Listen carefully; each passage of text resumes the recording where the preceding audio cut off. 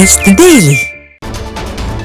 ಇನ್ನು ಇದೇ ಸಂದರ್ಭದಲ್ಲಿ ಸಿಎಂ ಡಿಸಿಎಂ ಎಷ್ಟು ಲಕ್ಷದ ವಾಚ್ ಕಟ್ಟಿದ್ದಾರೆ ಅನ್ನೋದು ಮುಖ್ಯ ಅಲ್ಲ, ವಾಚು ಯಾವ ರೀತಿ ತಗೊಂಡ್ರು ಅನ್ನೋದು ಮುಖ್ಯ.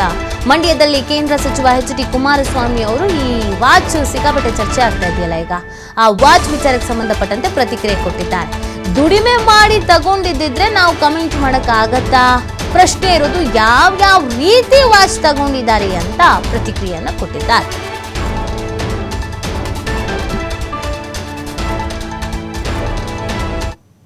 ಲಕ್ಷದ ವಾಚ್ ಕಟ್ಟಿದ್ದಾರೆ ಅನ್ನೋದು ಮುಖ್ಯ ಅಲ್ಲ, ಆ ವಾಚನ್ನು ಯಾವ ರೀತಿ ತಗೊಂಡ್ರು ಅಂತಕ್ಕಂಥ ಮುಖ್ಯ ಅಲ್ಲ ಅಷ್ಟೇ.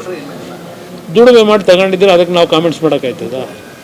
ಪ್ರಶ್ನೆ ಇರೋದು ಯಾವ್ಯಾವ ರೀತಿಯಲ್ಲಿ ವಾಚನ್ನು ತಗೊಂಡಿರ್ತಾರೆ ಅಂತಕ್ಕಂಥದ್ದು ಮುಖ್ಯ ಅಲ್ಲ, ಅದಷ್ಟೇ.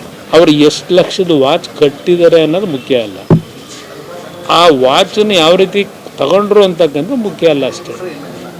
ದುಡಿಮೆ ಮಾಡಿ ತಗೊಂಡಿದ್ರೆ ಅದಕ್ಕೆ